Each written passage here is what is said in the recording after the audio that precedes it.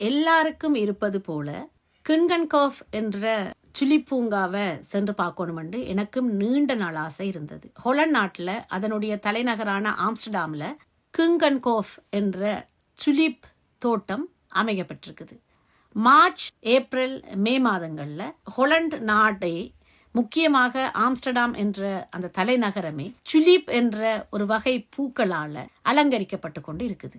இந்த பூந்தோட்டங்களை போய் பார்க்கணும் என்ற ஒரு ஆர்வம் எல்லாருக்கும் இருப்பது போலவே எனக்கும் நீண்ட காலமாக இருந்தது.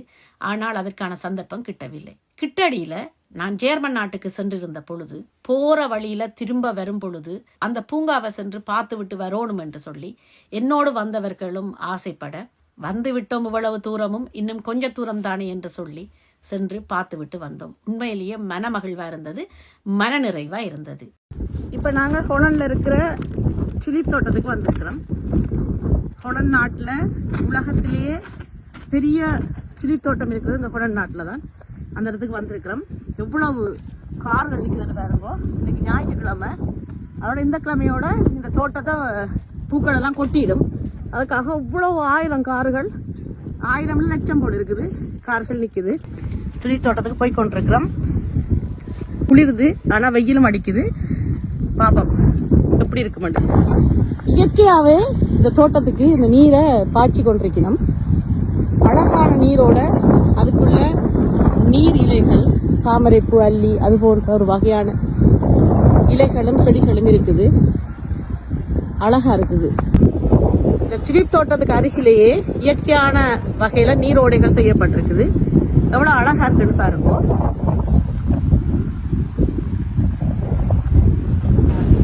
சுலிப் தோட்டத்துக்கு போற வாயிலுக்கு வந்துட்டோம். இதுதான் வாயில்.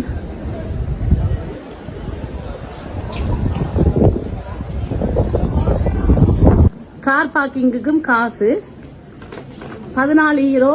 கார்களுக்கு கேம்பிங் கார்னா சொன்னா 17 ரூபா 50 ஈரோ. இந்த பூங்காவை பற்றி தான் நான் உங்களுக்கு சொல்ல போறேன். இது எதற்காக அமைக்கப்பட்டது, யாரால் அமைக்கப்பட்டது, எந்தெந்த காலநிலைகளில் இதை சென்று பார்ப்பது சிறப்பு என்ற விடயங்களை உங்களுக்கு தரப்போறேன். தொடர்ந்து என்னோட வாங்கும். இதுதான் டிக்கெட். ஆளுக்கு 20 யூரோக்கு டிக்கெட் எடுத்தாச்சு. நாங்கள் எல்லாரும் போறோம் உள்ளுக்கு.